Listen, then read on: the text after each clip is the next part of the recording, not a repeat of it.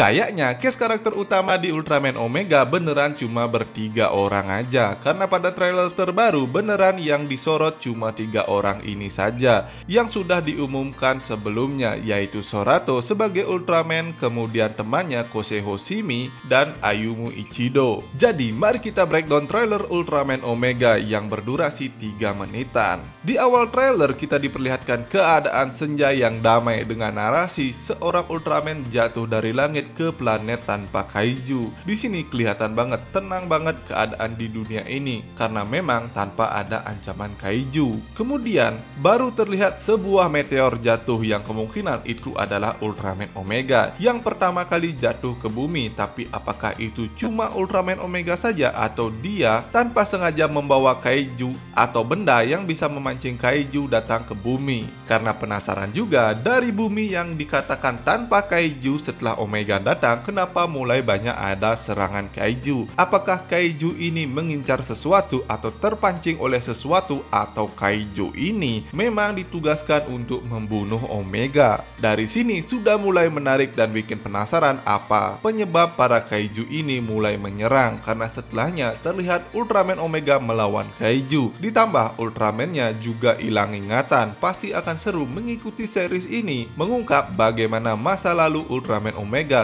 bisa sampai hilang ingatan dan apa kaitannya pada serangan kaiju yang terus bermunculan setelah dia tiba di bumi. Dan pada trailer ini kita juga bisa mendengar lagu dari Ultraman Omega ini yang ternyata enak juga, yang juga sudah diumumkan sebelumnya kalau lagu opening Ultraman Omega akan berjudul Bright Ace yang akan dinyanyikan oleh Ash, serta endingnya berjudul Missing Link yang akan dinyanyikan oleh Midarin featuring Ash juga. Kemudian di trailer ini juga diperlihatkan bagaimana saat pertama kali Hoshimi bertemu dengan Sorato yang diam-diam masuk ke dalam gudang yang dijaga oleh Hoshimi. Sepertinya di sini Sorato kelaparan dan mencuri mie. Lalu ketahuan oleh Hoshimi dan tetap dengan santainya dia memakan mie itu. Seperti selayaknya di deskripsi karakter, karena Sorato ini kehilangan ingatan ditambah pertama kali dia sampai di bumi, jadi dia belum mengerti bagaimana seharusnya bersikap di bumi ini selayaknya anak kecil polos. Lalu kita juga melihat momen saat Sorato diberikan nama oleh Hoshimi, yaitu namanya Sorato Okida karena dia jatuh di Jepang. Coba dia jatuh di Indo, namanya pasti Suroto. Tapi saat dia melihat kaiju, dia mengucapkan kaiju seolah dia mulai ingat sesuatu. Kemudian dia menyebutkan namanya adalah Omega. Sepertinya dari sini dia sedikit demi sedikit mulai mengingat siapa namanya. Dan sepertinya akan seru kita mengikuti bagaimana Omega sedikit demi sedikit mengingat masa lalunya seperti menyusun puzzle ingatan selama kita mengikuti series ini. Kemudian kita diperlihatkan Sorato berubah di depan Hoshimi. Jadi di sini Hoshimi sudah tahu dari awal identitas Sorato yang seorang Ultraman. Mungkin mirip seperti hubungan Akito dengan Kengo. Karena meski sering disusahkan oleh Sorato, Kose bisa menjadi rekan kepercayaannya Sorato. Seperti mungkin Kose membantu Sorato menyembunyikan identitasnya. Yang menarik di sini, meski Sorato dalam wujud human formnya, nampak dia masih memiliki kekuatan yang luar biasa, seperti bisa melompat sangat jauh.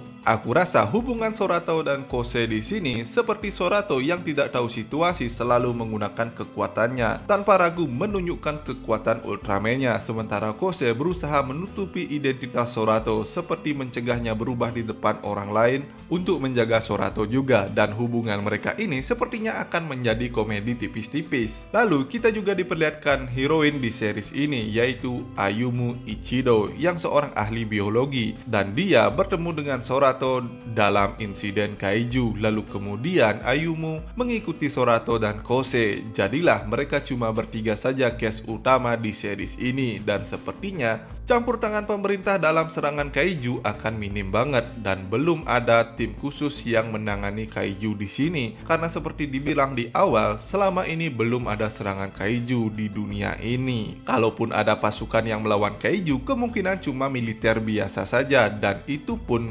kontribusinya bakalan minim, atau mungkin seiring berjalannya cerita baru akan terbentuk tim khusus untuk menangani serangan kaiju. Kalau begitu pasti akan seru. Di sini kita diperlihatkan diperlihatkan bagaimana proses Ultraman Omega berubah dengan Omega Meteo dan Omega Slugger, dan dijelaskan juga pose khas Ultraman Omega, Omega Scope, ternyata untuk menganalisa gerakan musuh saat Omega bertarung. Lalu kita diperlihatkan berbagai serangan Ultraman Omega, dari dia bisa menembakkan bola energi dari telapak tangannya, lalu dia bisa menggunakan Slugger di kepalanya, dan serangan kosennya yaitu Reticulate Beam. Lalu kita juga diperlihatkan saat Kosei Hoshimi bersama dengan Meteo Kaiju yang berukuran kecil. Di sini ada Rekines. Kalau tidak bertarung, ternyata ukuran Rekines sekecil itu sampai bisa naik ke pundak Kosei. Lalu ada juga momen saat Kosei ikut membantu pertarungan. Sepertinya saat Rekines berubah menjadi raksasa, Kosei juga ikut berubah mengontrol Rekines di dalamnya. Karena ada scene sepertinya Kosei berada di dalam inner dimensionnya Rekines. Dalam pertarungan, Rekines bisa menggunakan kekuatan psikokinesis untuk menggerakkan dan menghentikan benda. Tapi yang menarik, kita diperlihatkan bagaimana Rekines bergabung dengan Omega. Jadi Rekines akan berubah menjadi pedang atau kaliber mode. Kemudian otomatis armor Rekines juga tumbuh di tangan Omega. Mungkin begitu juga pada Meteo Kaiju lainnya, seperti Trigalon yang juga diperlihatkan pada trailer ini. Tapi yang bikin aku penasaran, apakah Kosei Hoshimi juga ikut bergabung saat Omega menggunakan Meteo Kaiju armornya. Kemudian setelahnya kita kembali diperlihatkan planet misterius tempat Ultraman Omega melawan banyak banget kaiju.